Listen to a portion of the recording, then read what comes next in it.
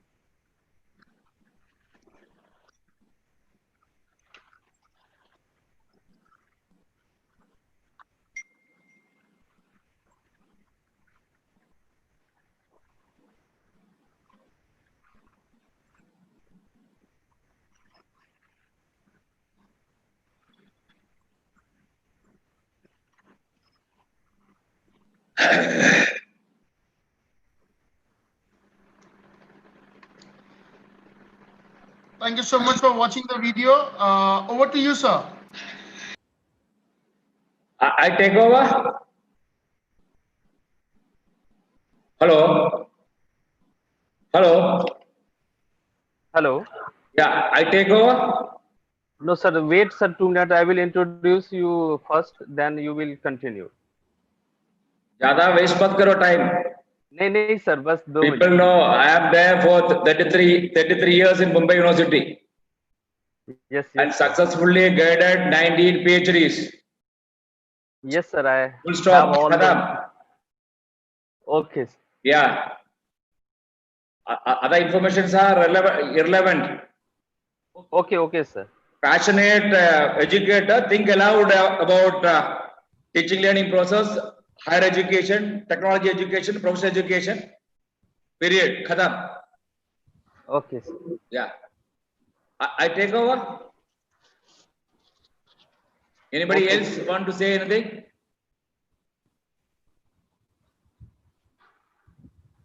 So I start now. Saurabh. Yes, sir. 2 minutes, sir. I will introduce to the participants. Do it within 2 minutes. Yes, sir. These activities are not adding any value to anybody. Yes, sir. Yeah. So we have to, going forward, we have to reduce these formalities. Okay. Police, sir.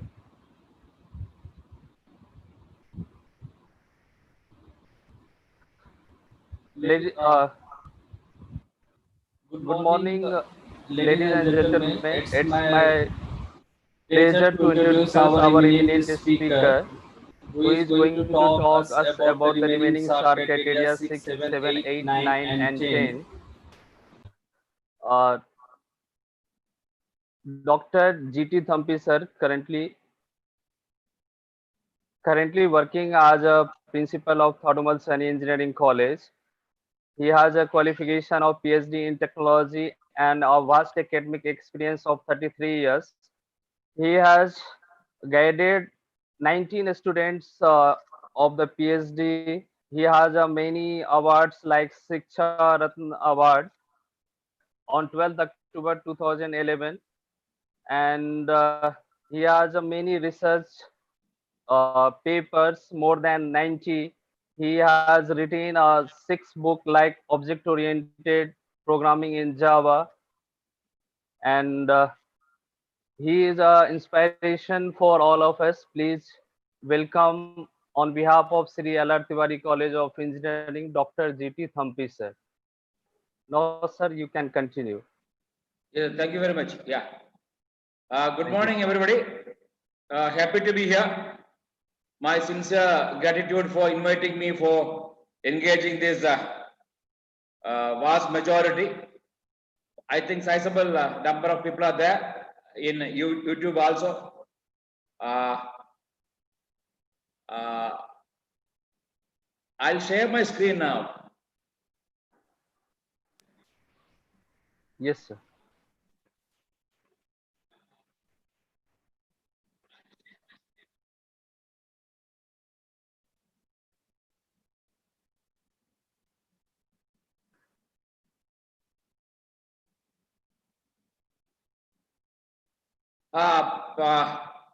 I'm asked to discuss about NBA SAR documentation criteria 6 to 10, and accreditation is essentially evaluating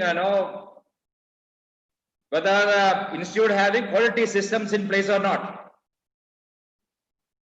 Is kind of benchmark. The genesis of this accreditation is in quality movements.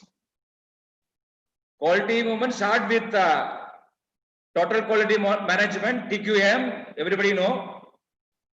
Then subsequently a lot of TQM by Michael Porter. And thereafter, Japanese took over. They created lot of quality movement, Kaizen, just-in-time, robust design. Thereafter, technology-driven advent of pervasive, ubiquitous, not elitist technology, everybody can afford. Therefore, we say pervasive, ubiquitous, everywhere it is available. An advent of that revolutionized a lot of procedure, manual procedure.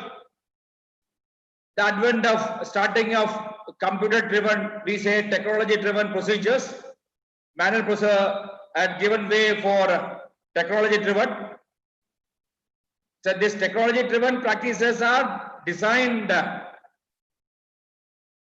taking cue from the strength of the machine, the computer.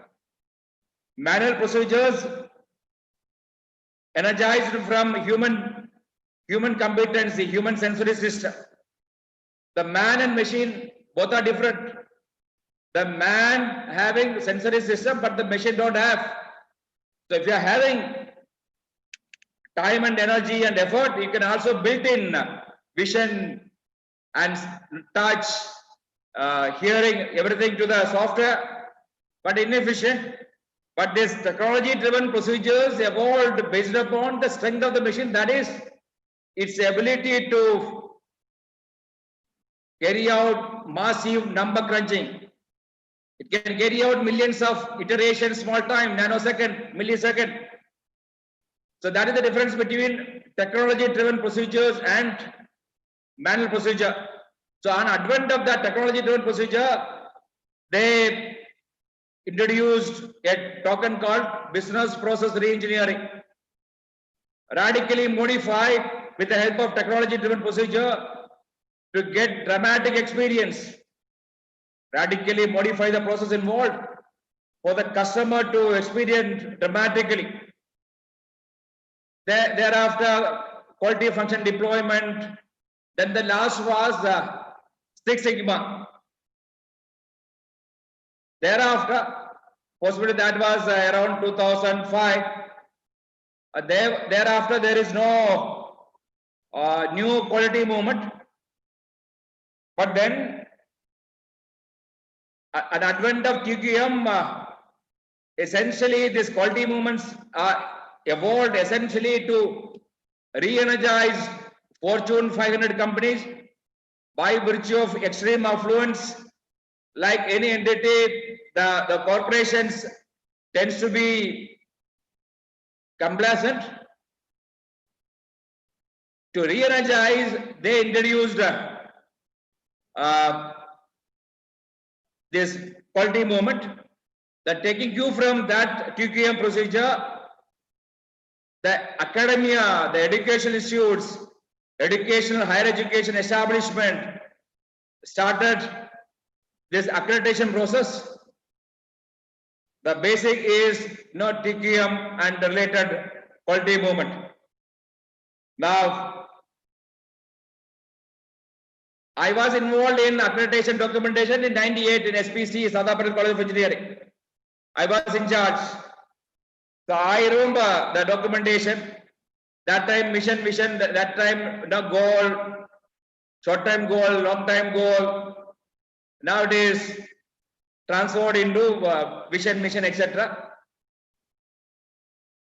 Now, by this time, all the institutes, all the industry, all the corporations, all the institutes, all the people involved, whoever in the help of affairs, taking serious decision about the fortune of their institute, their enterprise, they all know the crux of this quality movement.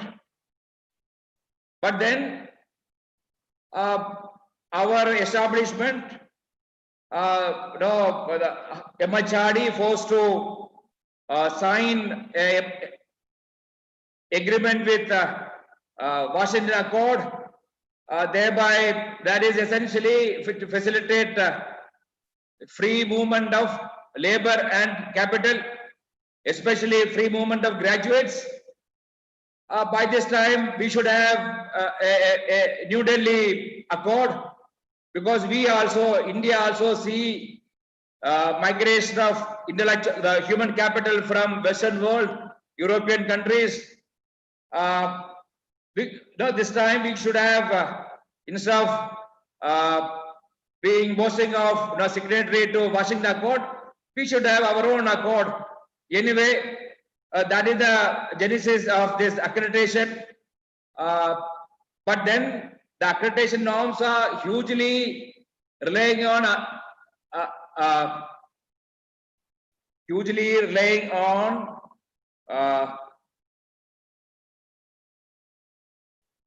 the contemporary understanding of higher education by these people, by the establishment.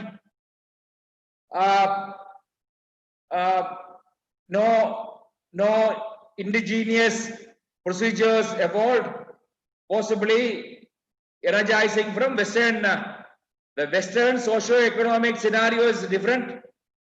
The accreditation process evolved there is taking you from that scenario, that setting.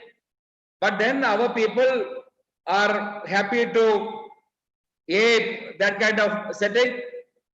Anyway, it's a necessary evil for us. So this is the background. Now I'll start with my presentation criteria 6 to 10. In between, I'll also delve on the other aspect of these issues, teaching, learning, accreditation, ranking, etc. Now, this document is essentially compiled by Dr. Bhushan Jadhav and Arun Kulkarni of our college. Big thanks to them. They might be attending this webinar. The agenda: introduction to outcome-based education. Outcome-based education is essentially evaluating and measuring the outcome. That means the graduate attributes at the end of 4-year course for engineering. How a undergraduate student after 12th evolved as a human capital over a period of 4 years. Now you need to have some kind of measuring methodology. So best of their understanding, this accreditation body, best of their understanding, energized from, as I said earlier, American way of doing it. They created a lot of matrices or metrics to calculate and evaluate. So we have to follow. Now we are examining that. So the outcome-based education says whether you teach or not, whether you engage the student productively or not, if the student succeed in materialistic world, in business world, if we succeed in getting admission in branded or higher education institutes, or getting placed in good organizations, enterprises, then outcome-based process involved in that particular college is successful. That's the crux of outcome-based. Then at the outset, I like to say the colleges in the cities are hugely advantaged because by virtue of their location, they attract the best student. The intake quality is a huge differentiator. The city colleges, and moreover, the city colleges and the students studying in city 4 year in big city, mega city like Mumbai, develop a lot of skills. They energize from the surrounding. They become more smart, which is the attribute, the serious attribute looking for or looking by the enterprises. So at the outset, I like to say there is no mechanism to normalize the inherent advantage of city colleges over their counterparts in coastal towns and rural areas. They should have taken a huge massive effort to normalize all this, but nobody taken any initiative.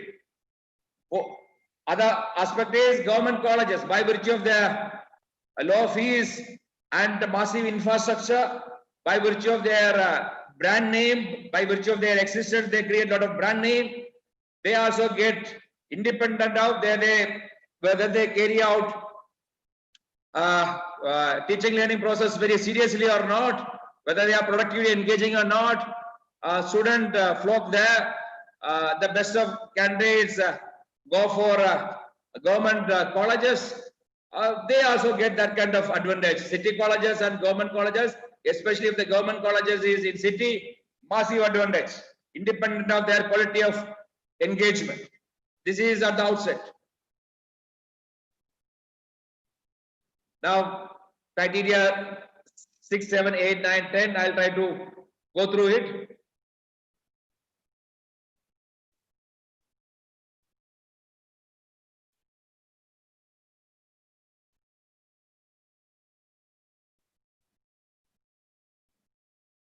The outcome-based education is a methodology used by NBA which aim at achieving a desirable outcome in terms of knowledge, skills, attitude, or behavior at the end of program. So here, so at the end, the colleges the institutes are expected to modify the mental attributes, the mental faculty of students. They should develop skills.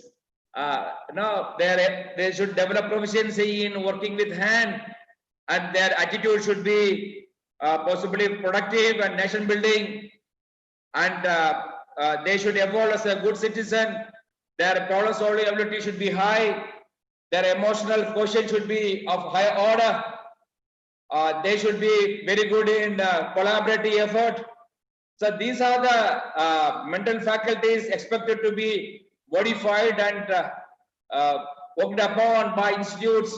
So at the end of outcome-based education, looking for whether the graduates coming out of institutes develop this quality or not. Now, the teachers and the institutes are expected to engage and teach the undergraduates, students, keeping this in mind. And so one of the valued attributes from the institute part is its ability to measure. So anything and everything should be measured. So these people are, this accreditation process is pushing you, nudging you to develop a temperament for attitude for measuring. Anything and everything should be measured. That is the crux of this outcome-based education. You modify the mental attributes of graduates involved, then you should succeed. You should succeed in measuring that what kind of change, what amount of change happened during this 4 years. The history is initially everybody were virtuous about the virtue of the institute is having the 25 acre of land, playground, multiple auditorium, seminar hall, all kind of input, the infrastructure. The focus is on infrastructure. Now, after some time, possibly around 2009-10, people started preaching about outcome-based education. Outcomes depend not only on input but also on the process followed by an institute. So they realize the process involved in engaging the student, including classroom teaching, learning, should be properly designed, and outcome should be measured. Institute should have proper measuring methodology, methods to measure the change induced, the transformation happened to the students.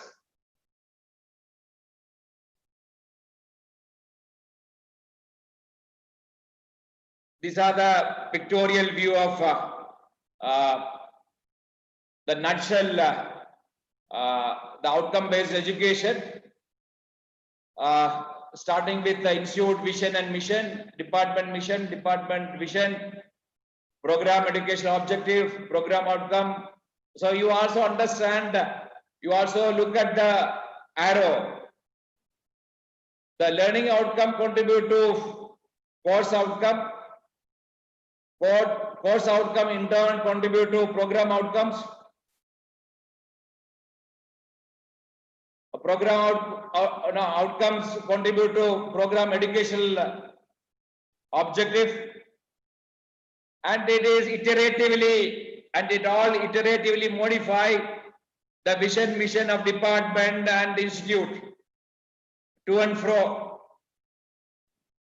Now, what is this mission and vision?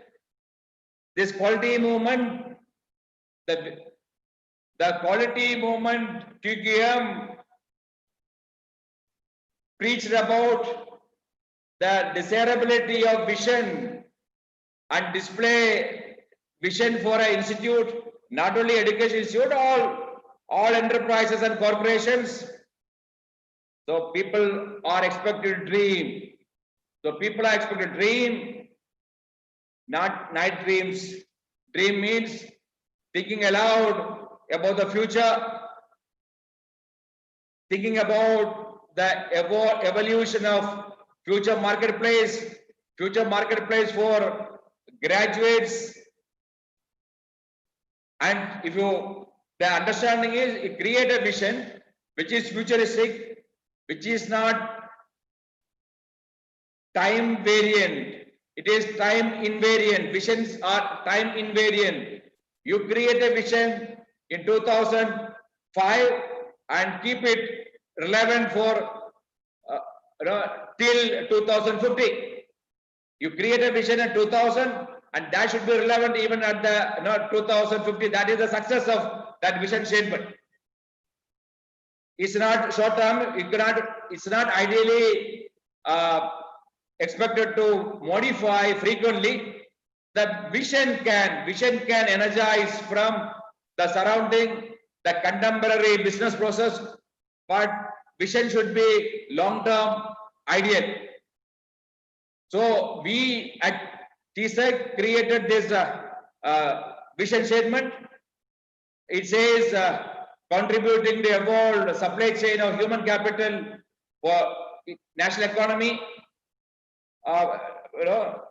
Both knowledge economy and Indian economy is essentially mainly based on the manufacturing and IT services and obviously agriculture. So we are committing ourselves to contributing to the supply chain of human capital. Then we say we are committed to perpetuate, we are striving continuously and transcending. Transcending means going beyond excellence. So we undertake to perpetuate and transcend the following process. The first process is contributing to supply chain of human capital. Then we say game changers. So a lot of possibility of nudging our graduates to evolve as an entrepreneur, and then some of these entrepreneurs can be game changers. We haven't yet, in India, we haven't yet seen that kind of game changers. One of the reasons is the socio-economic scenario of India is not that conducive compared to the highly developed US market. There, an average person with entrepreneurial instinct can evolve as an entrepreneur without much effort compared to people from other part of the world. There are exceptions in Asian country also. China is evolving, Japan is evolved, South Korea. Entrepreneur, why entrepreneur? Because entrepreneurs, the economic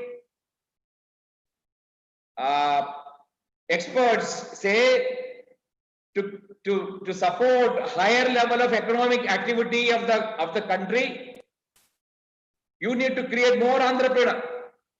Therefore, the slogan of Make in India, Startup India, lot of startup, lot of entrepreneurship. So the higher education, especially professional education, is committed to contribute to the wealth creation, value creation process for the country.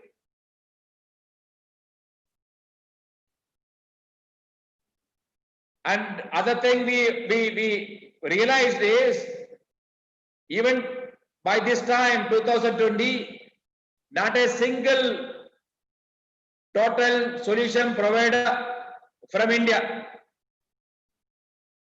No big software product or software process, not big pharmaceutical product or civil engineering design, no SAP kind of massive software, no ERP, no OS, no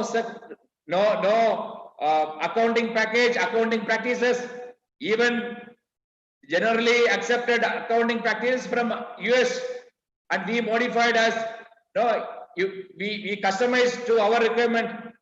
So no enterprise, no sector of the business now succeeded to create at least one world-class solution, world-class product or process. So we realize the gap. So we are aspiring to help or nudge the country to evolve as a total solution provider. And obviously, last but not least, we are committed to wealth creation, value creation for the mankind. Now, mission are essentially a set of process designed to achieve the above said vision. So what we are lacking in our day-to-day discourse is we seldom discuss about product and process innovation. Product and process innovation should be discussed in majority of the classes, in engineering classes, except the first year. When we get into third semester onwards, every technology teacher should take extra effort to relate what they teach to align with this process. If a country wanted to have competitive edge over other economies, you need to thrive on product innovation or process innovation. Innovation in its basic is value addition. So if you want to command the market respect, if you want to have higher market share, you need to create value added product and process with the new features. So that should be part of our graduates' DNA. So this won't happen by default. There are some people, some graduates genetically blessed. That is a 20% graduates, whether you teach or not, you nudge or not, you motivate them or not, they follow their dream, they are naturally blessed. But then there are another 50% students who can be trained, who can be cultivated, who can be motivated, who can be nudged, pushed to develop these virtues, these attributes, mental attributes. Leveraging human behavioral science. What the other thing is, what we fail to discuss and focus upon is our lack of understanding of human cognitive systems. The cognitive system is about the science of intelligence. So if the teacher is having basic understanding of cognitive science, the behavioral science, his effectiveness in the classroom will be better. His effectiveness in designing the instructional content will be better. So we are committing ourselves to leverage this massive literature on cognitive science and cognitive load theories in the public domain. The universities should take initiative to democratize this understanding, this knowledge. It's not now, it's high time. Now we also committing to create the content. So we developed this in 2011, this content. We say we are going to leverage, that time we said we are going to leverage ICT to generate, to create customized learning content. So different learners having different learning ability, different rate of learning, different learning styles. It's advisable to develop, the ultimate objective will be developing customized content for different learner. That is very much possible if you leverage, if you use easily available, cost-effective technology.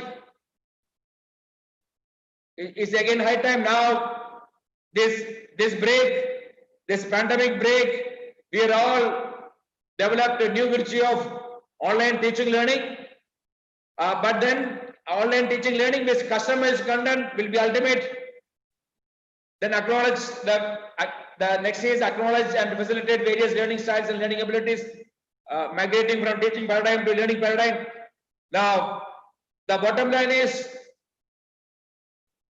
the quality procedure system should facilitate this. You measure the effectiveness of teaching in the classroom, modify it, and moreover, whether you teach in a particular way or not, if you can motivate the student to learn. So there is a difference between learning and studying. If there is a complexity of examination, majority of the student will be trying to learn, trying to study to pass the exam, score in the examination. Learning seldom happens because there is a complexity. As long as you are creating complexity of examination, people will not learn properly. They'll study to tackle the complexity.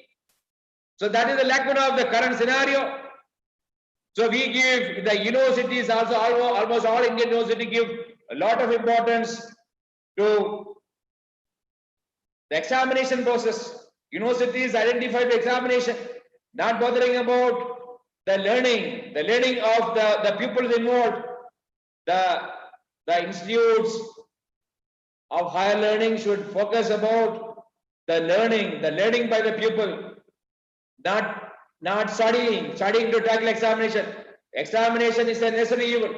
If the teacher develop that kind of attitude and perspective, examination is a necessary evil, but the ultimate goal is enable, facilitate, nudge the learner to learn.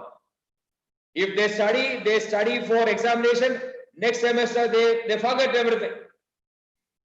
That is not the ideal scenario. Therefore, it's high time we preach, we practice about transformation from teaching paradigm, teaching model to learning model. Whether you as a facilitator, you as a local champion of the institute, of a department for a subject, the student should learn. That is the ultimate goal. And that can happen if the leadership carry out everyday discourse, the leadership incorporate all this part of their everyday discourse about learning paradigms and research culture. Higher education should be identified with the research. Nothing great about developing proficiency only with not available public the knowledge in the public domain. We should commit, higher education should promote the research culture in the sense research is creating the new knowledge. If the society want to be competitive, society want to be affluent, need to have new knowledge. The society should be blessed with, embodied with or empowered with new knowledge. So higher educations are essentially expected to develop new knowledge. The learner involved should develop a temperament for search, research, and craving for new understanding.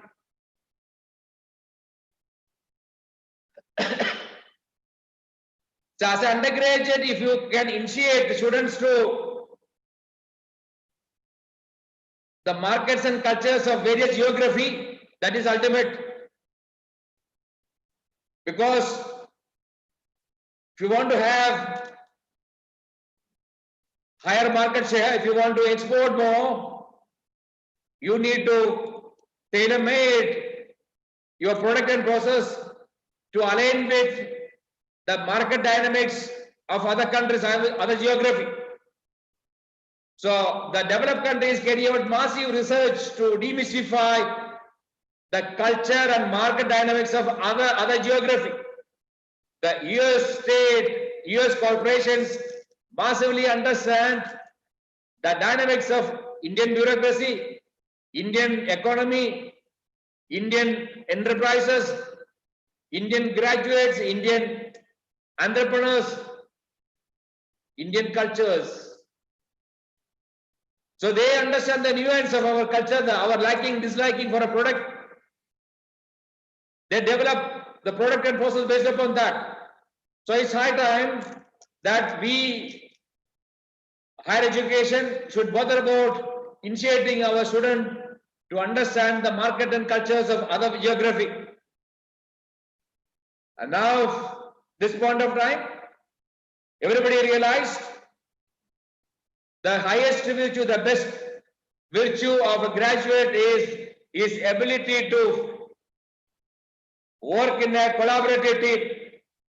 They realize even if the learner is of intellectually higher order, it's a genius, his productivity in isolation is limited. But if he can collaborate with another 5 people of even average competency, the productivity is multi-fold, 20 times more. So that is the understanding. So the people, the experts in the education, higher education realized, or industry prompted higher education to help the learner develop his ability to work in a collaborative team. So we are committed to do that. Another thing is emotional integrity. Now massive technology systems, ERP kind of enterprise softwares are created.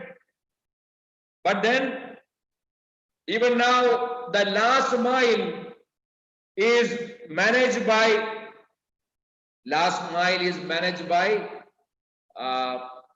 human being. So then we realized, the last mile should be man of integrity. So nothing great about intellectual integrity. It's okay, it's good, but then you cannot compromise on emotional integrity. So 4 years engagement, if you can create process where you can nudge, you can push people to develop or realize, self-realization itself creates emotional integrity. If you can do that, that is ultimate. This point of time, evolving opportunities are there in energy, education, environment, healthcare. Now, healthcare, this point of time, massive mammoth opportunities are evolving in healthcare.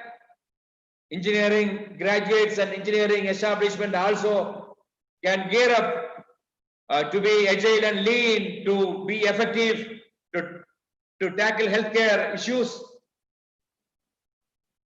So engineering colleges are expected to promote computer design, analysis, manufacturing. And in university scenario, if somebody want to move up in the value chain of research, they should develop a lot of conceptual clarity. That is through theoretical rigor.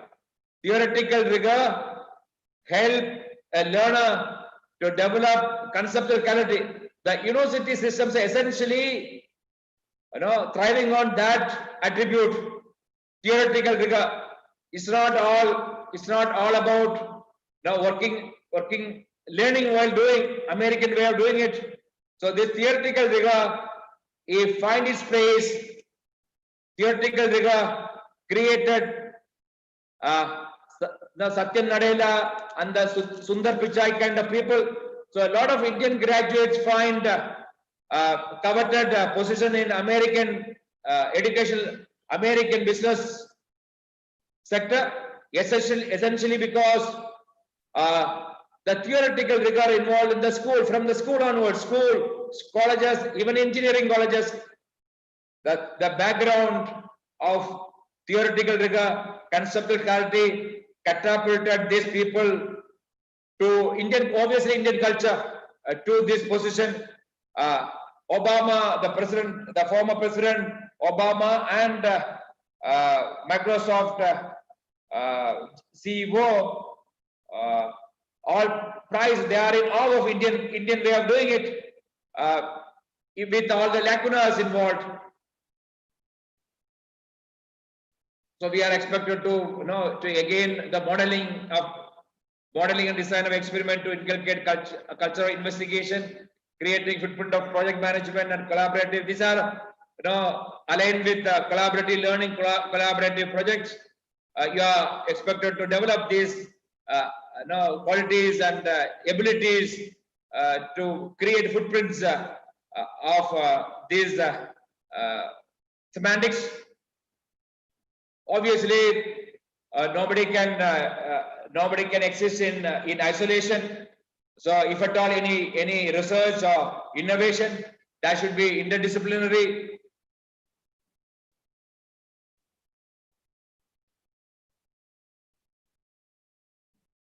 These are the vision for IT department. Known for globally is core competence in terms of intuitive and intelligent architecture, solution on conversion problem logic. So we also realized the one of the priciest, the costliest valued attribute is especially for IT, their ability to code, the ability to translate a physical problem definition into program. The program is what? Instruction to the machine. So there is a difference between program and software. Software is a commercial entity. the backbone of the program, the software is program, that the program after developing the program, that is subjected to the addition of GUI, graphical user interface, and extensive testing and documentation resulting in software. Now, the crux of 80% of effort involved in software is creating program. Now, after developing, converting that into software, the program involved, we say, is a code.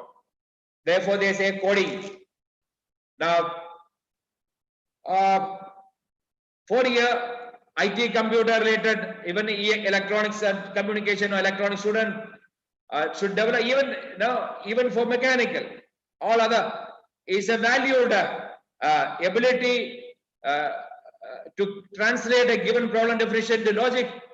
The process consumes a lot of brain energy, a lot of cognitive load. So we are committed. IT department say we are committed for that.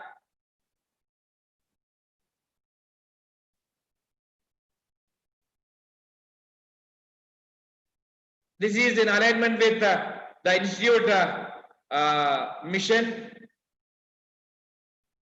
So we that time we aligned.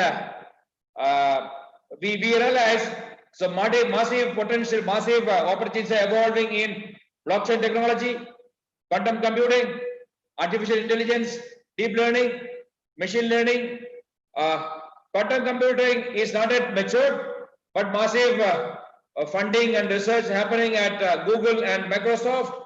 Any point of time, it can unleash its potential. The products and the software applications can come out. Now, an advent of quantum computing, the whole business process is going to be revolutionized, because quantum computing will be with massively with the high speed. So the advent of quantum computing, people are also started speaking about the velocity of economy. Previously, people know we are all exposed to volume of economy, economy of volume. Now people are talking about economy of velocity. Now enterprises can find a new revenue model, new business model based upon their ability to be fast, in delivering services or product.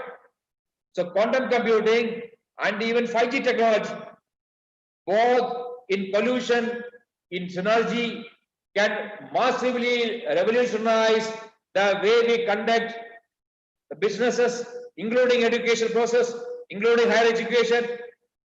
So we are committed. We are committed to further the cause of these nascent technology. We already created a basic competency and proficiency. We are doing justice to aspiring learners. To facilitate all this, it's advisable to conduct short-term courses, collaborative learning.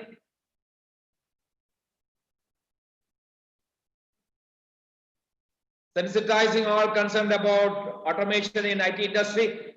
IT industry, we are also the higher education in technical education, professional education should bother about understanding what is happening in the IT sector. Now, there's a culture evolving in IT sector to automate. It emanated from developed countries finding it difficult to create sufficient number of human capital because of affluence. Affluence is an antidote for education or learning science and mathematics, for that matter engineering.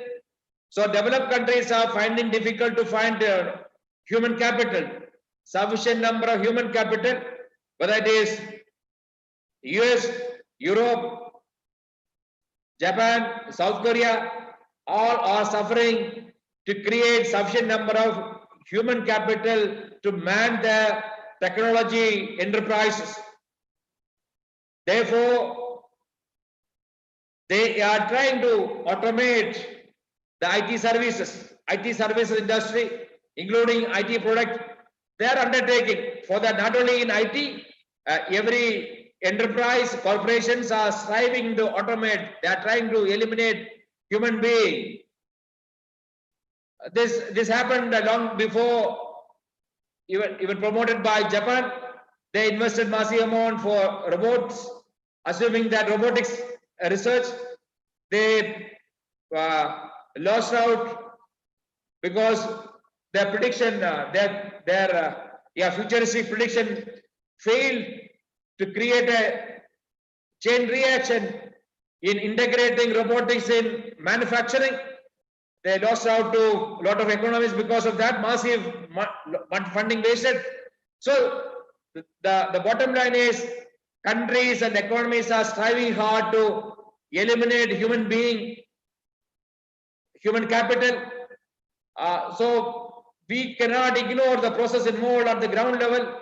So understand and learn to live with it, the way of the process of automation. And we are, India as a country, Indian entrepreneurs are lacking risk-taking ability, unlike American, US or developed countries, Western enterprises, Western economies. They are good at investing massive amount on big projects. They invest in 10 projects, 8 projects fails and 2 projects succeeds. Our people are quite conservative. That is because India historically known to promote frugal way of carrying out business process. Our human endeavor is thriving on frugality. Therefore, we have to change the mental map, mental attitude, mental models of our graduates. So it's high time that we consciously help graduates develop risk-taking ability, inculcating, enhancing culture of entrepreneurship, startup ventures, etc. Again, learning paradigm to teaching paradigm to learning paradigm. Now coming to criteria 6. So we'll go by this.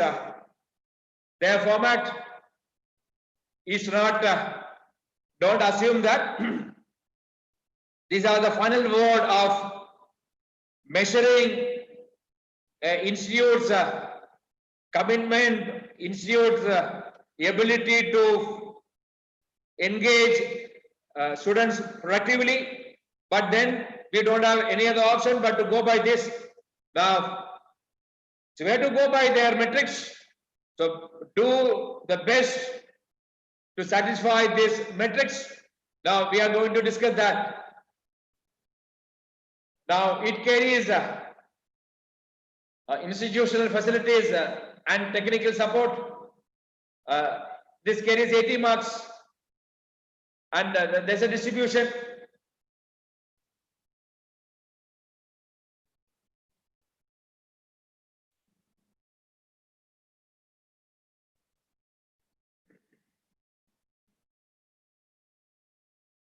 Now, this point of time, every college can, without much effort, can create laboratories and this. Now, colleges are finding it difficult to pay the salary. So, if you compare the salary, the cost of salary, and the fund required for equipping laboratories is minimal. Without much effort, every institute can have well-equipped laboratories, and technical manpower. At least you need to have one laboratory assistant and one attendant is more than sufficient to. But that laboratory assistant is expected to be a diploma holder. So laboratories are essentially meant for not what we do now. We do what? The university prescribes some experiment, we repeatedly blindly carry out experiments of that. The predetermined experiment prescribed by university, the laboratories are meant for experimenting, not carrying out previously designed experiments. Laboratories are essentially expected to facilitate new experiments created out of the literature. You study the literature, students should be initiated to the literature, then the student and the teacher, the group together should figure out what are the possible experiment, then create experimental setup based upon your understanding, design and create, then carry out experiment. This is the ultimate objective of laboratories, not what we do now. So students should be initiated to the literature of the subject matter. From the literature, collectively people should figure out what are the possible experiments, what is to be understood after carrying out experiment, design the experiment, fabricate, then carry out, fabricate or design. So laboratory assistant should be qualified at least with diploma. He will be in a position to facilitate this new experiment, creation of new experimental setup. Therefore, the laboratory assistant should be minimum qualification of diploma. Additional facilities created for improving quality of learning experience in laboratories.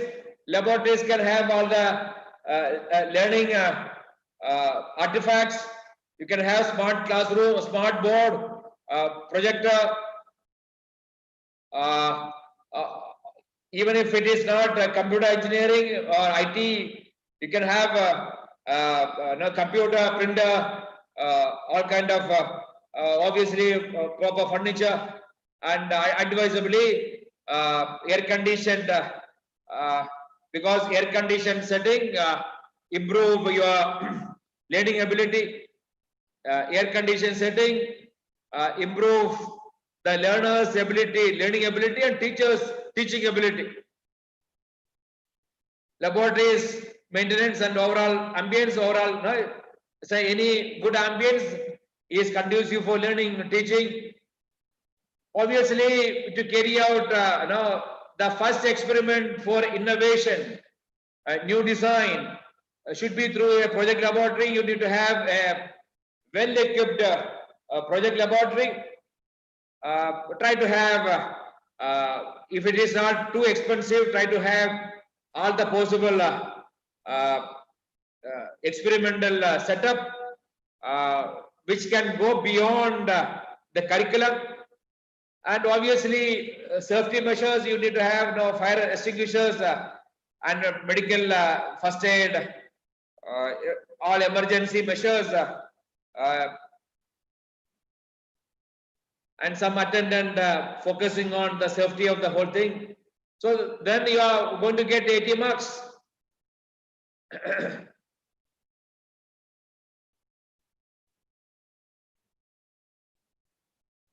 This is the split up: availability of adequate technical staff 5, availability of qualified technical support.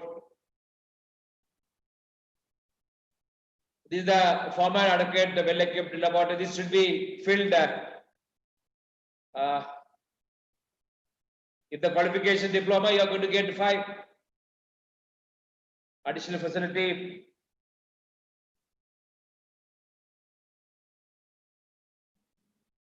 If you can justify why additional facility is created, if you can justify properly, you are getting it again. How you used that additional facility. You have to figure out areas in which students are expected to have enhanced learning and ultimately relate that with POs and program outcomes and program specific outcomes. Program outcomes are what? Programs mean engineering. Engineering is a program, pharmacy is another program.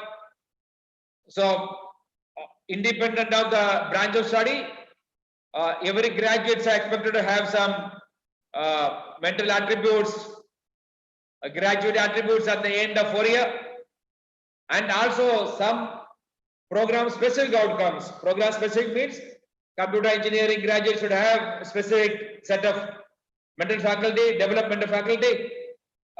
Civil engineering graduates should have some other set of mental faculty. Mechanical should have. So there are some set of generic mental faculty or competency, and also some specific set of competence. So at the end of 4 years. So if you can relate that with, so if you can justify these outcomes or this development of mental faculties, program outcomes and program specific outcomes are essentially through this additional facility, we can relate and justify, you are going to get mark.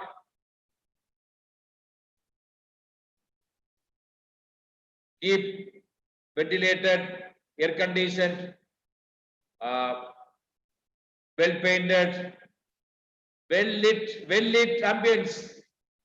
It energizes the learner, the teacher, all people involved. So it's advisable to keep the ambience better.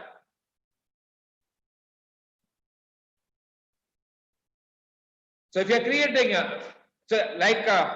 not only project laboratory, say every laboratories, if you can jot down the activities going on, you can create a logbook and you can measure how many hours every day and what degree of involvement of teachers and students. If you can quantify, so it's a good practice. As I said earlier, if you can if you can measure it, it is ultimate. So you as an institute of higher learning, if you can inculcate the virtue of measuring and documenting, it will take you to a different level. One of the valued virtue of people involved in higher education, people manning higher education, is ability to measure and document. Obviously, before measuring, to identify the value of doing it. Safety measures, try to have all the fire extinguisher, first aid. Ideally, if you can provide potable water, air purifier, air conditioner. So you can jot down what kind of safety measures involved.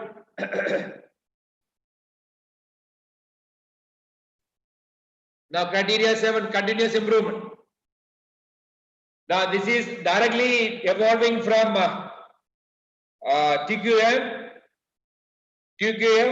Total Quality Management practices says many times it's advisable to progress incrementally. You move incrementally instead of adapting big bang approach, radical change. So if the people involved remain focused, remain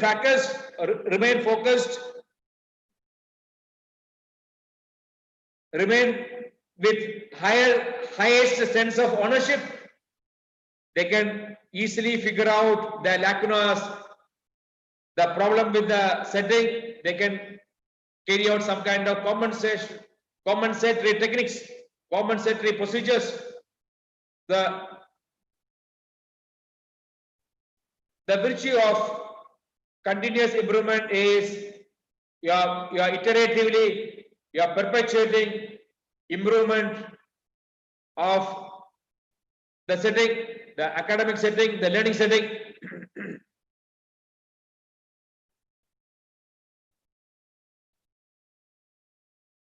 Now, it says a 7.1 action taken based on result of evaluation of each of the POs and PSOs, academic audit, action taken during period of assessment. So it's advisable to carry out academic audit by inviting peer group from contemporary peer group from other institutes, identify proper people, proper peer with proper attitude and temperament. So periodically, if you carry out academic audit, you can figure out the lacuna, the gap, what is expected and what is on the ground. So academic audit will help you to realize, because you see things day after day, you may not figure out some lacuna. So that can be compensated, can be rectified by carrying out academic audit. So invite people from other institutes and figure out what kind of lacuna is happening in your setting.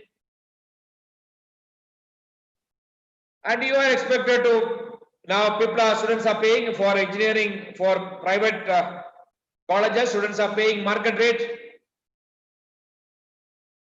You need to offer value for money. So student at the end, student should find a decent placement at the end of 4 years, or finding admission for higher studies, whether it is MTech or in MS, or they should evolve as an entrepreneur. So is our commitment, our effort on the ground, 4-year effort should enable the student to find placement or admission in higher studies or evolving as an entrepreneur. Improvement is, what are the other improvement? The quality of student, if the student is evolving as a good citizen, student is now cultivated with higher IQ, higher EQ, higher spiritual quotient, higher level of sensitivity towards the society, commitment for nation building. These are other quality which can be embedded with the student, can help student develop.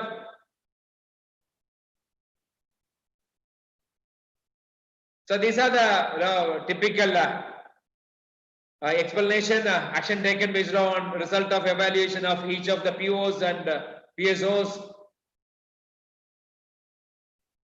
So here it is 5, 5 and 10 action taken, bridge the gap and implementation.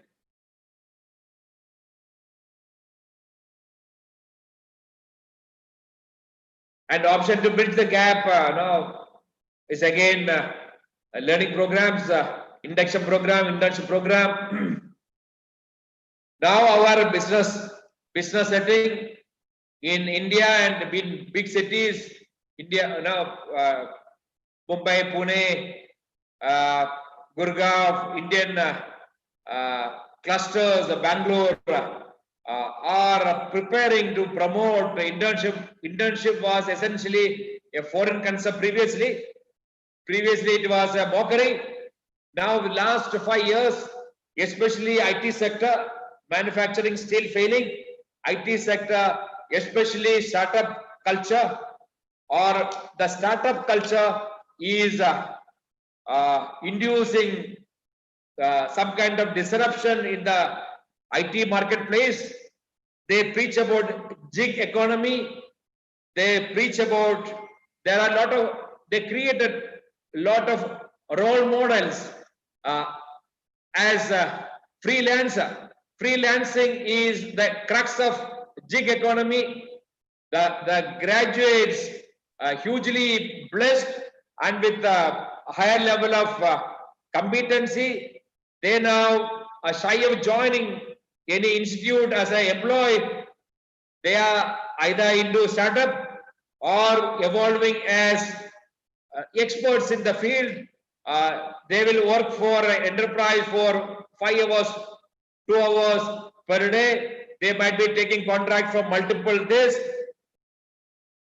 Now, these are all the outcome of the result of internship also. Now, one thing is, the culture is evolving, for internship culture is evolving, but it is by and large limited to IT sector. Other sectors should catch up. But then it's a positive thing happening. We are into a gig economy. The current establishment, political establishment, is also expected to carry out some kind of labor reforms along with social security. If that is happening, then the gig economy is going to flourish. Then the people involved in higher education, professional education should facilitate graduates getting prepared for this gig economy.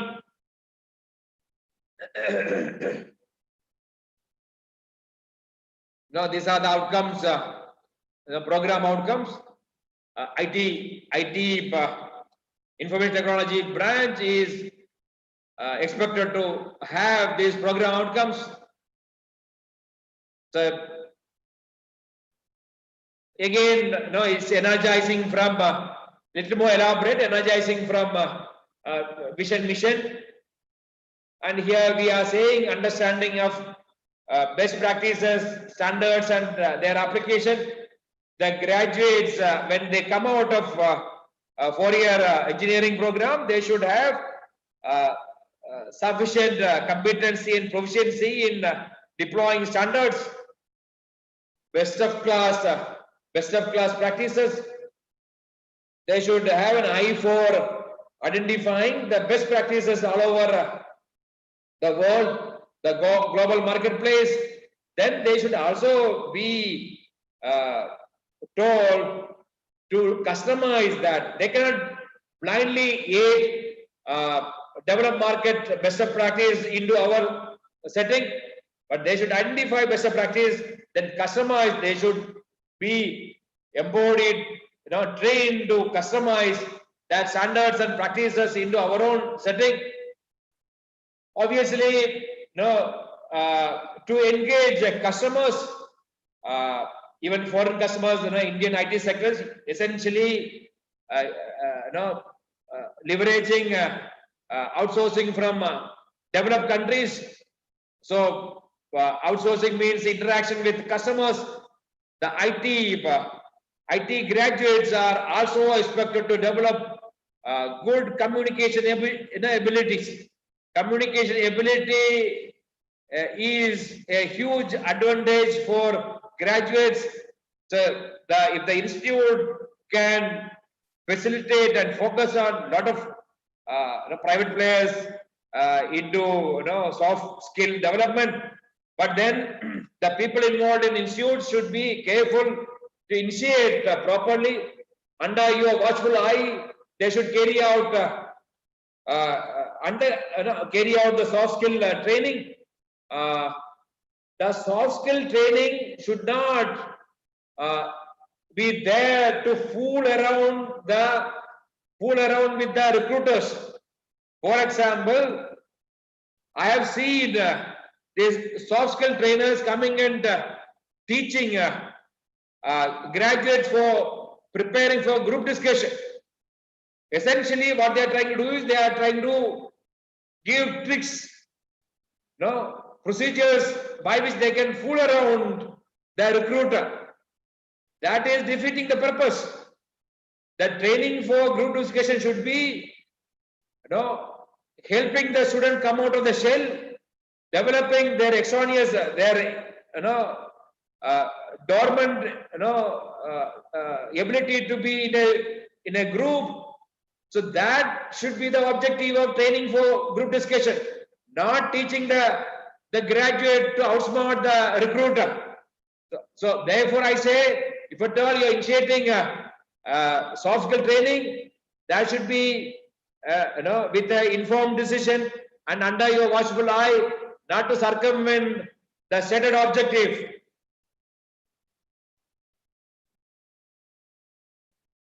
And now, B, ability to identify and analyze user needs and take them into account in the selection, creation, evaluation, administration, computer based system. So here you might be aware of the token called design thinking.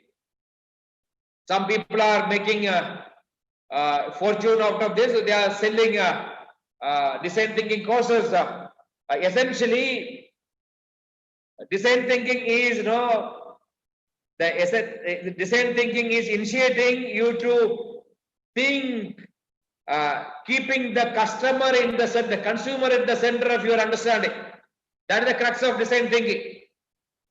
So it is the process involved in design thinking curriculum or pedagogy is nudging, helping the graduates who is already having a eye for creativity to keep customer at the center of their creative process. That's the crux of. So the footprints of that design thinking can be embedded into graduates by undergraduate institutes. So that is a valued attributes. That is valued program outcome.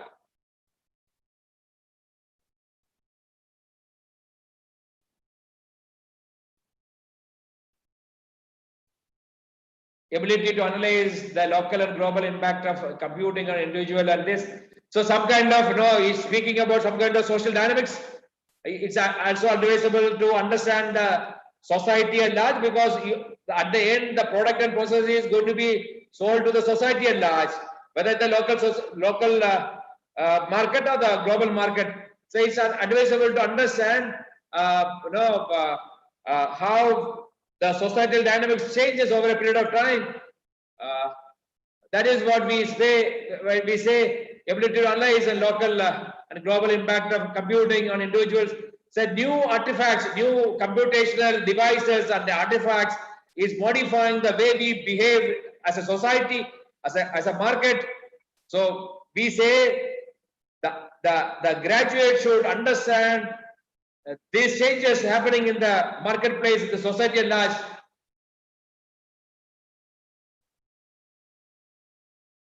Also develop proficiency, understanding of the project plan, ability to recognize the needs and engage in continuing professional development in creation of an effective project plan. Ability to use current technique, skills. So again, this should be perpetuated when the student come out of the institute. They should have the basic template. Every graduate should have developed a robust template to understand the new technology marketplace. They should understand what are the new open source resources available. What is the advantage of one open source over other open source? Comparison between open source and SaaS kind of enterprise software. So they should have hands-on experience to demystify the marketplace, technology marketplace. A lot of graduates coming out of engineering colleges seldom develop. They are happy to develop, they are happy to score high mark, but seldom they are developing hands-on. So compared to engineering program, the diploma level, people are better off in doing this. So, but that characteristic, that attribute also should be with hands-on attribute. The ability is also expected to be with graduates is highly valued. Things they should understand what is happening, what is the new products in the marketplace, what are the collaborative software available, what are the comparable products like GitHub. GitHub is a product, a platform where people can collaborate collaborate and design new things, design artifacts, design new program. So what are the new web developing tools? What is the efficacy? What are the data analytics tool? What are the free software? What are how do you compare R programming with SAS or some other Minitab? Lot of statistical tools, open source tools for web development, for data analytics, for the handling of data generated by IoT. Is advisable. That kind of, even the teacher should have sufficient presence in social media. Should be, every teacher should be having their social media account, whether it is Facebook or Instagram or Twitter, and advisably try to have some blog and initiate students to have all this social media presence. So every student is also should be trained to have their cyber presence. They should evolve as a net giver. They should upload their creative things into the cyberspace rather than habituated to download everything. The teacher also should be aware of this. Teacher also should not reduce to only downloading material. Every teacher, every institute also should contribute to the cause of cyberspace, create some learning material, upload your new knowledge. So that is again a huge virtue. That is also a program outcome. And without much delay, an ability to effectively integrate IT-based solutions into user environment. Every graduates, when they come out, they should have basic template to even integration of technology into workplace. So they should have an eye for scanning, surveying the marketplace to understand the useful software, and they should advise the higher management to understand the value of the newly released product and its efficacy, its efficiency in creating cost-effective solutions. So if you can create that ability, if you can help the student develop this understanding of the integration without much setup time, without much delay, without much lag time, is ultimate.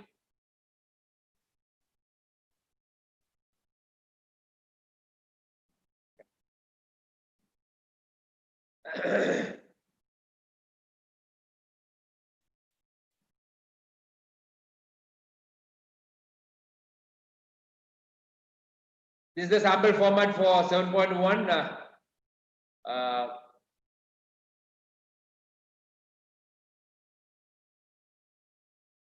Target level, normally they give 3, and you can carry out some kind of calculation, and you can also write attainment level, and you also write. So this should be prepared for all the 3-year current year and the previous year, previous to that.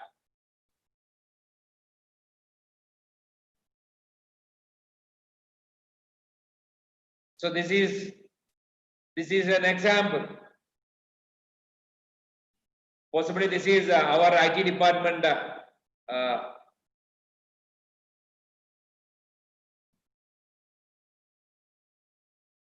Now the culture is what? Culture is evolving for MOOCs.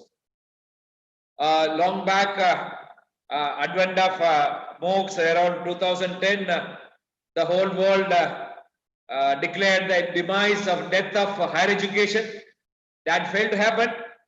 Still, brick and mortar institutes are essential. The MOOCs and online learning and teaching cannot engage these students from students aging from between 17 to 22. We need institutes, brick and mortar engineering colleges and technology colleges. We need teachers to engage them productively. the MOOCs, online courses cannot engage students for say 50 subjects, 50 courses getting completed in 4 years. Every 3 months, every 6 months, no 6 subjects, 5 subjects. You need. There is no way to replace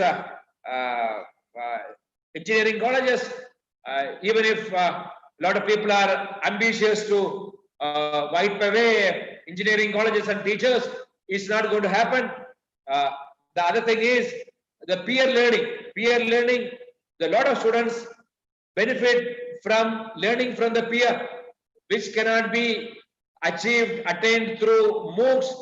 I am saying this in the context. So for some time, so this online learning for this pandemic setting, we spend a lot of time on online teaching learning, but this cannot continue for long. People will be subjected to boredom, and people cannot remain motivated without external pressure. Therefore, there is a very limited scope for MOOCs this point of time. The current mental models of the teachers and student. But then, if there is a technology gap, if the syllabus is not incorporating quantum computing, is not delving on deep learning or any nascent 5G technology, the motivated student will be promoted, should be nudged to undertake MOOCs. Normally, MOOCs is effective for people involved in projects. Say the IT company undertake a lot of projects without knowing the core technology involved. The vendor specify to use specific technology. The TCS or Accenture, all the Infosys may not be equipped with that technology, but then after getting the order, they will consider project team. The project team will be going to MOOCs and learning new skills. That is the usefulness of the MOOCs. And obviously, if there is a gap, learning content, then obviously students should be nudged to undertake MOOCs. Otherwise, MOOCs cannot replace engineering colleges, which is hugely succeeding in engaging students of impressionable age for 4 years productively. In the absence of this kind of engagement, the student can undertake a lot of radical, if they are left for only cyberspace, they can get indoctrinated by a lot of ideology. It can be a big trouble for the whole political establishment. So they learn sooner than later that brick and mortar colleges cannot be wished away, risking a social revolution. There can be social revolution perpetual in the absence of any kind of higher education issues. So it's not all about teaching students to a specific skill set or subject matter. It is also more than 50% of the job of higher education is engaging the student of impressionable age productively, not allowing them to undertake activities emanating from juvenile impatience, youthful impatience that can go hayway, can disturb the whole establishment.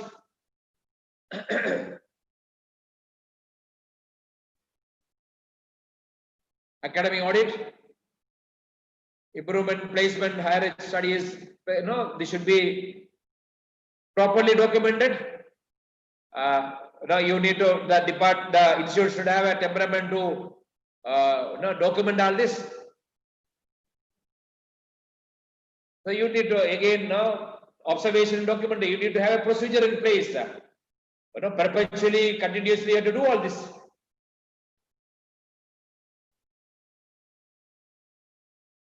This is sample format.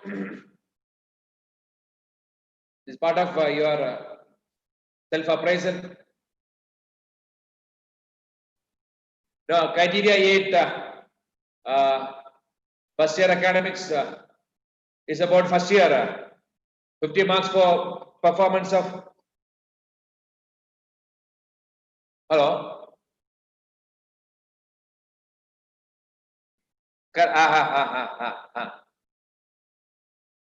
ठीक है sir. या चलेगा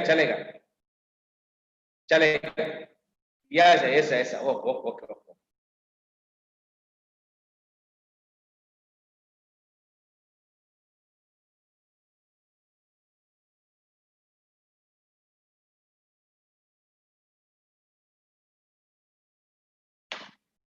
First year, focus on first year, and again there is a inherent disadvantage with majority of colleges located in small town in attracting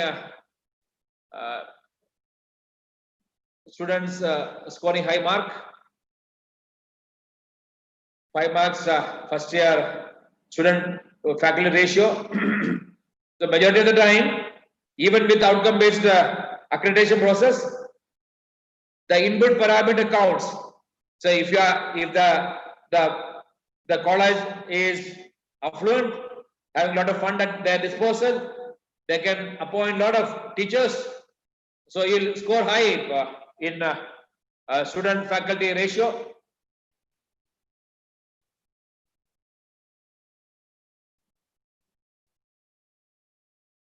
So you are getting 5 marks for this. But you also understand that nobody should college aspiring to accredit should bother about one particular thing. Don't assume that you are hugely disadvantaged if a lot of people are not with PhD degree. There is slight deficiency in faculty ratio. So at the final the gradation, final grade is the total mark. Your total mark is built by small headings. So don't get, if the college doesn't have much placement, you should not worry. Very limited weightage for this compared to the credit assigned to a lot of other headings. So no room for any kind of disadvantage in starting with the accreditation process, because this accreditation, the accumulation of the grade and mark will be in small criteria. The qualification again,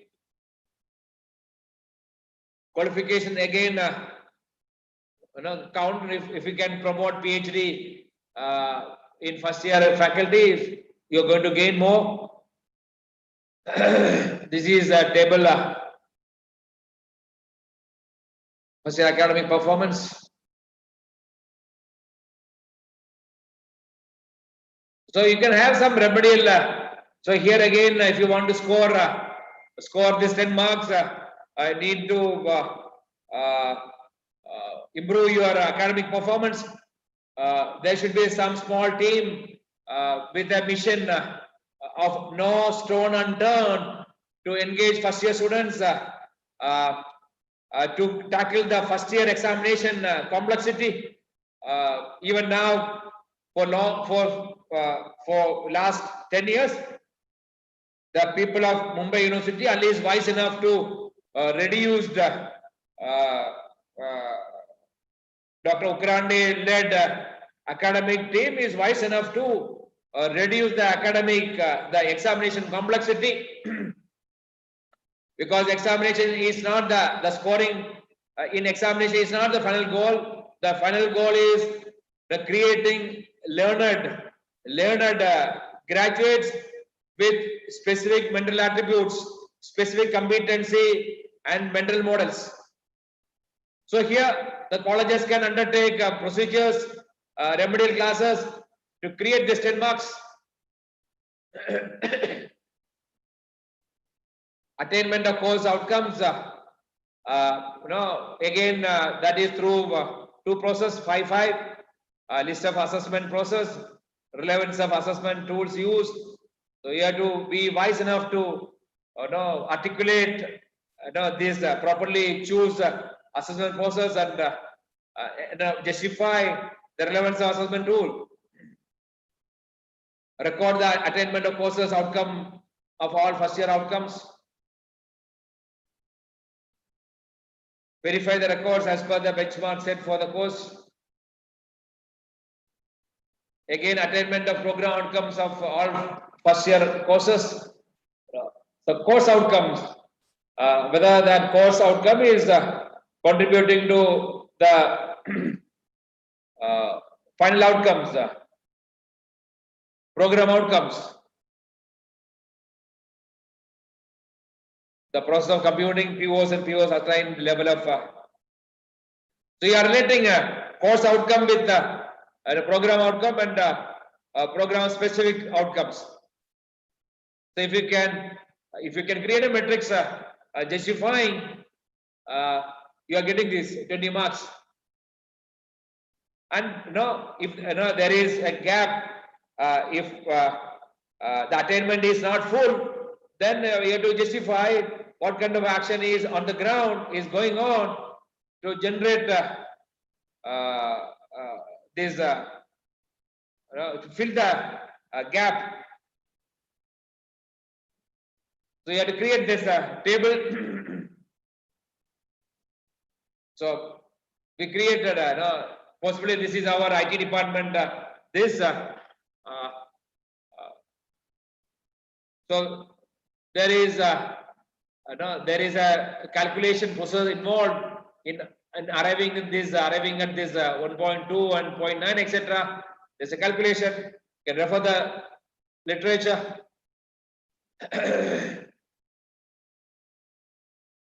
This is again PO attainment level and action for improvement, mentioning relevant POs.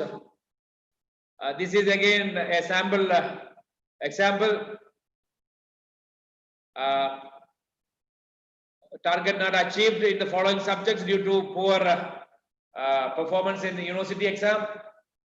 So one of the parameters is university exam.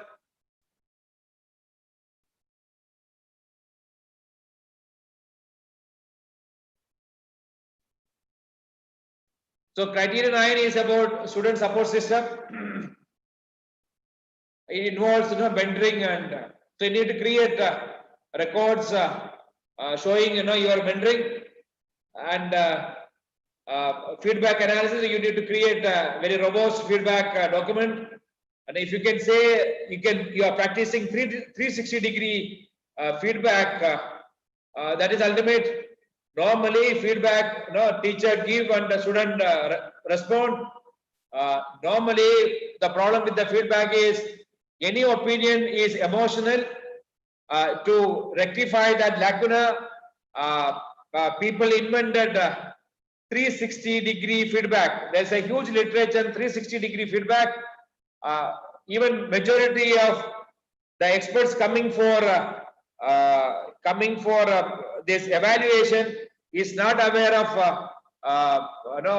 any kind of understanding of 360-degree feedback. Hello, there is somebody is putting scratch on the screen. Hello.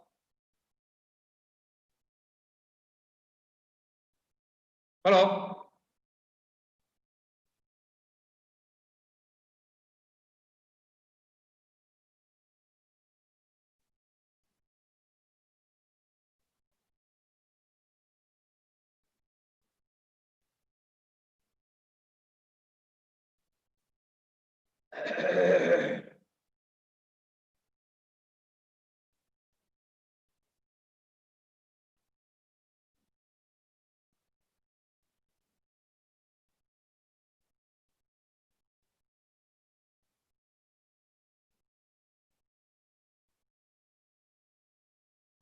You are expected to have entrepreneurship cell, career guidance, training. There is a difference between training and education. Training means you are involving people having expertise in a specific competency, involve outside agency, involve your own faculty. You need to involve internal faculty or outside agency to carry out career guidance, training and placement, entrepreneurship cell. Many times it is contributing to create co-curricular, extracurricular activities. These are now the explanation.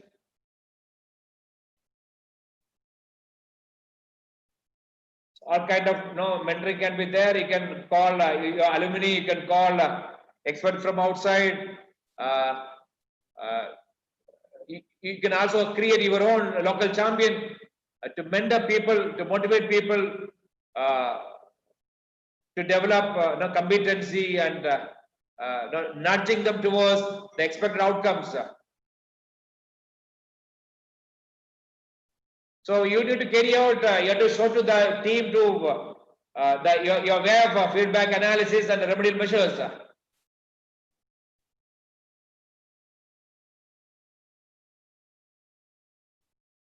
Feedback analysis, then you have to also jot down the corrective measures.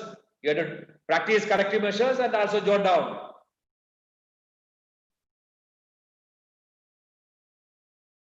You are also expected to take feedback on faculties.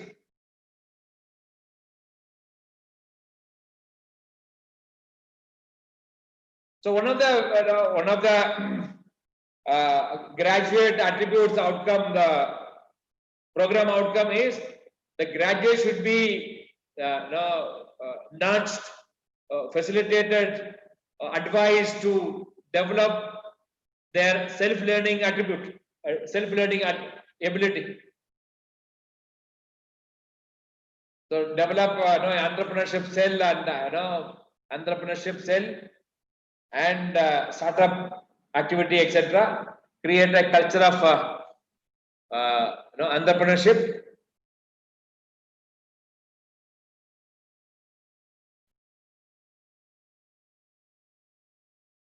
Lot of private agencies who can help you to interface with industries and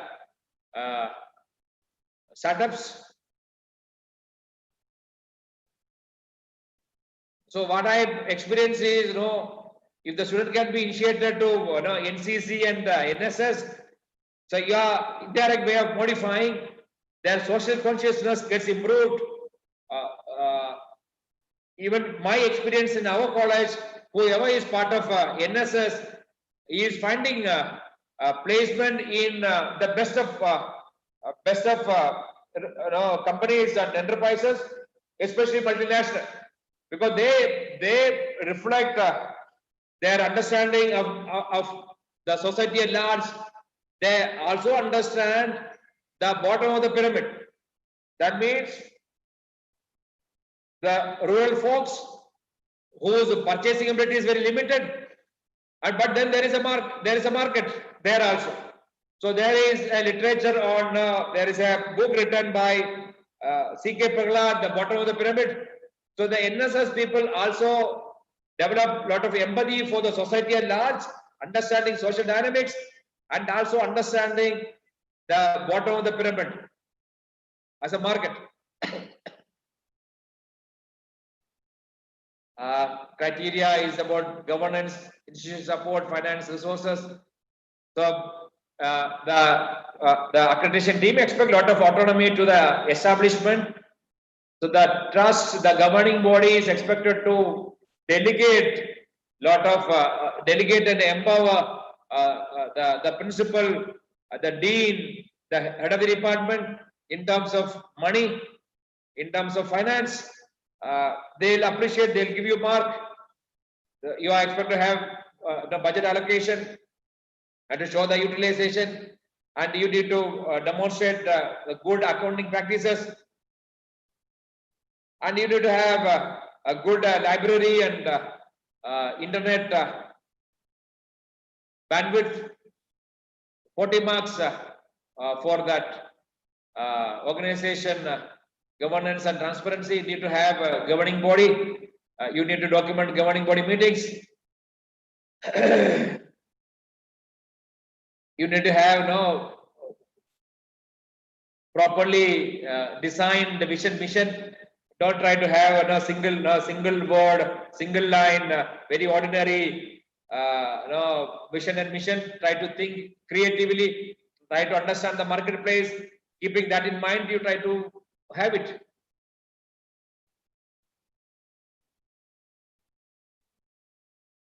So try to have governing body and other bodies. Now there is a CDC, college development. Try to actualize all this, and essentially by doing this, you are democratizing. You are democratizing. One of the greatest virtue at this point of time is your capacity to be inclusive. So your ambience, your academic ambience, your college setting should facilitate inclusive ambience, inclusive of people of all kind, all abilities, all genders. So these governing body and the CDC, etc., is essentially meant for democratizing and promoting inclusive academic setting. Inclusive academic setting, and society is more structurally stable than highly optimal. Now you give importance to only highly blessed students. You are nurturing only people with high IQ, and even the industry is trying to be highly inclusive. They also realize the virtues of inclusiveness. If it is not inclusive, if the industry is also recruiting only high-end people with a high IQ, only a high IQ, and everything is high, that is creating, they are structurally optimizing, but it's hugely unstable. But what we are seeing now in US, Black Lives Matters is hugely disrupted American economy, American social life. Now they are fighting the virtue of inclusive growth, inclusive education. So this governing body and other student body and CDC, etc., is essentially promoting structurally stable, a peaceful society, a peaceful progressive society. And the decentralization and the flat organization is should be known. Financial power should be delegated, and if you can create a student-centered flat organization, if you remove the hierarchy between principal and professors, between professors and students, if you create a flat organization, that is going to be highly appreciated and more productive on the ground. Whoever is practicing, facilitating any enterprise, any corporation, now people realize is advisable to create a flat system than hierarchy. Hierarchical is wasting a lot of time on this.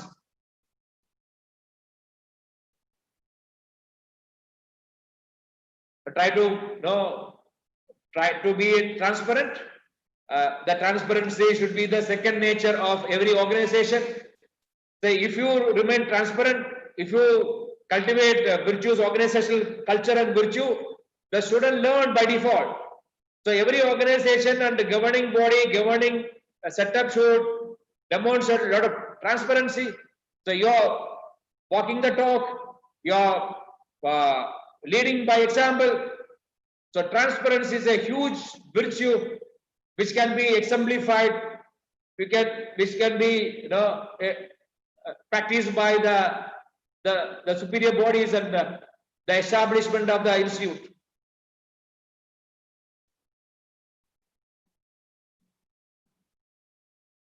If you are allocating some money, you have to justify. You also need to have a good proper auditing statement. Keep it ready. Proper documentation auditing counts. And obviously, you need to create document for utilization. The utilization, normally people forget, create document of utilization. This is again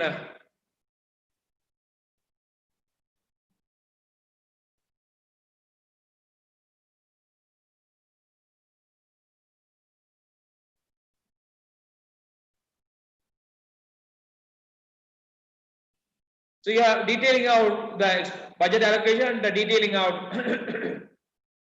If you can justify, if you create a document, then that will take you to a different level. I wish you all a great day, good future ahead, good time again. Thank you very much.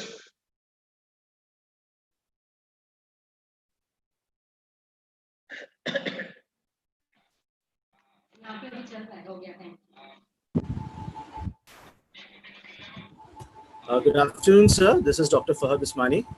I would like to ask you if you'll be taking any questions from the participants. Yeah. Okay. Then I'll admit some of the participants if they are waiting, because we have already sent them the ID and all.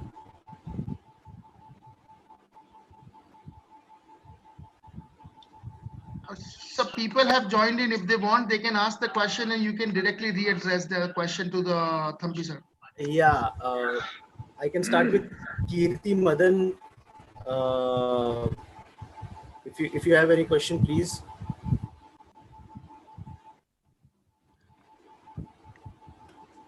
Whoa. Kirti Madan.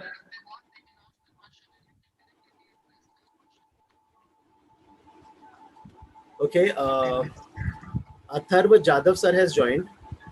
Atharva Jadhav sir, your question please. Atharva Jadhav sir.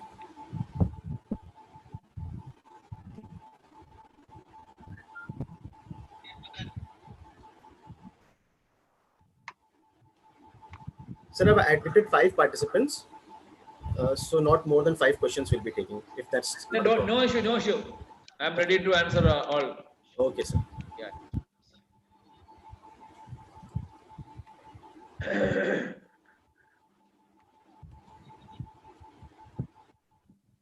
Tarun Joshi sir, can you hear me? Tarun Joshi sir.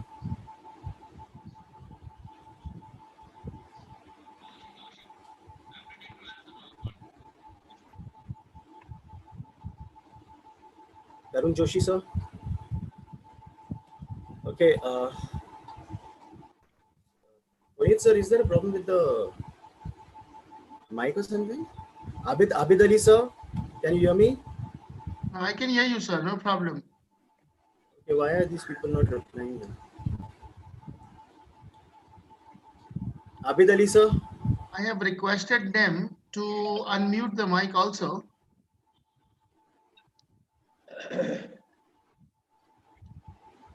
Hello. Nevertheless, Yeah, Abid sir is here. Abid Ali sir, please ask your question. Good afternoon, sir. Very nice presentation, sir. Sir explained all the 6th criteria to 10th criteria. My question is that, sir, in the 8th criteria, that is related to the first year information. So, suppose we have the CSC, EC, EEE, mechanical and civil. Suppose we are going to the 3 branches only, CSC, EC and EEE. We will take only for those 3 branches in the 8th criteria, or institute offering 5 courses means we take the 5 courses data also.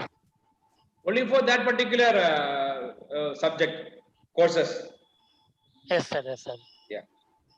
Okay, sir. Thank you, sir. Yeah. Okay.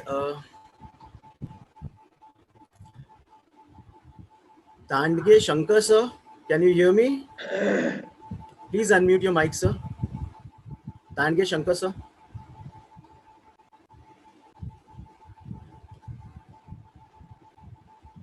Please unmute your mic, sir. Tandge Shankar sir. Unmute.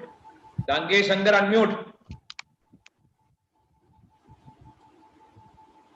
Abid Ali, unmute.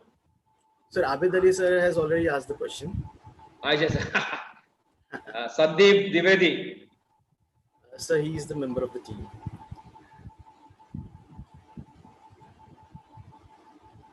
Prajakta Mukkad. Who is that? So they are the team members. I'm just Yeah, okay. actually I'm taking them in, but then I don't know what is the problem with. They're not unmuting and they're leaving.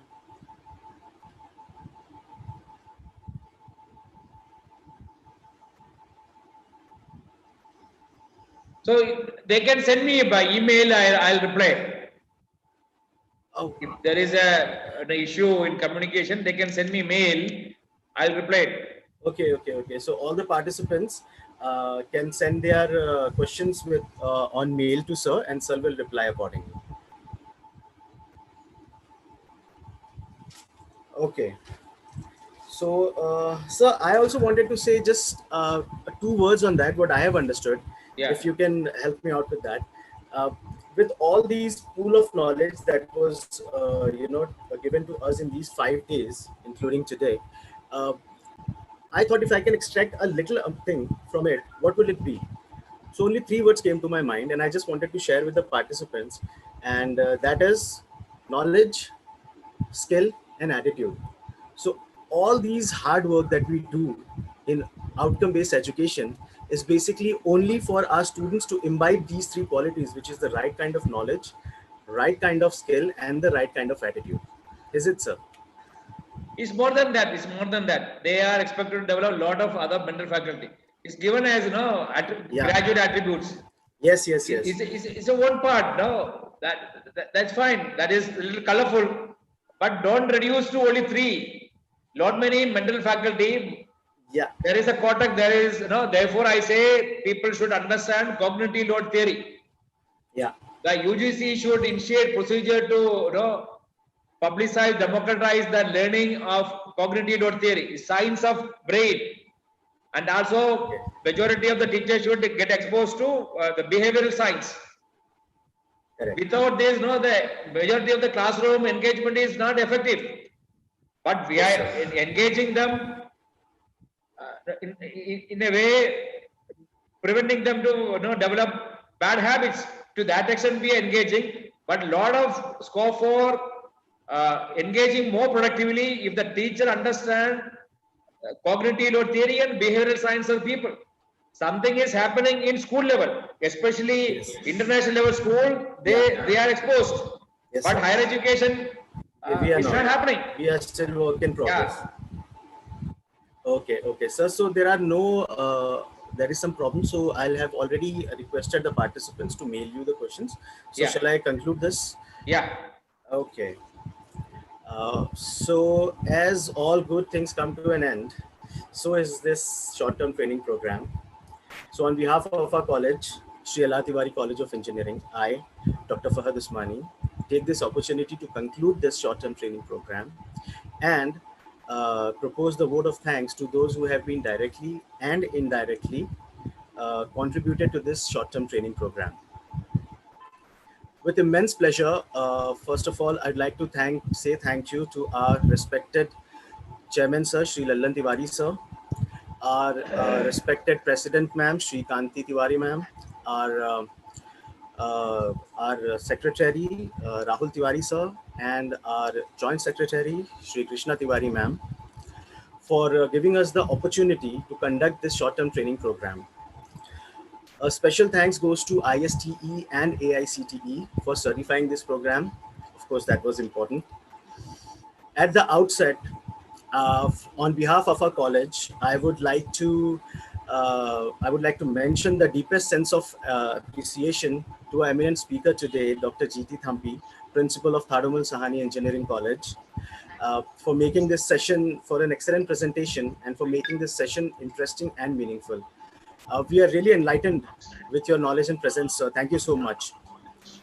I would also like to thank our previous speakers who have shared their knowledge and time with us. Dr. Dhirendra Mishra, Professor NMIMS, Dr. Surendra Rathod, who is a professor at Sardar Patel Institute of Technology, Dr. Sanjay Bokade, Principal of Rajiv Gandhi Institute of Technology, and Dr. Ramesh Karandikar, professor at KJ Sumaya College of Engineering. This short-term training program wouldn't have been a success without the contribution of these eminent personalities. So a big thank you once again. Thanks. I'm leaving. Yeah. Sure, sir. Sure, sir. I would like to express my gratitude to our beloved principal, Dr. S. Ram Reddy, and the Dean of R&D, Dr. Anju Arya, for their continuous support and guidance. My special thanks to my friend, Mr. Puneet Agarwal, in spite of being the marketing head, helping us with the technical support. Very much appreciated, sir. Thank you so much. Behind every successful program lies the manifold attempts of the committed faculties. So here I would like to take a moment to thank my team and to acknowledge the immense contribution of them for this STTP, to Ms. Jay Malini, Ms. Prajakta Mukadam, Ms. Brunalini Deshmukh, Ms. Tanvi Thakur, Mr. Sandeep Dwivedi, and Mr. Saurabh Suman. Thank you so much, team. I know it has been a very long 2 weeks for us, but now I think we can relax, right? At least for a day, and then get back to work.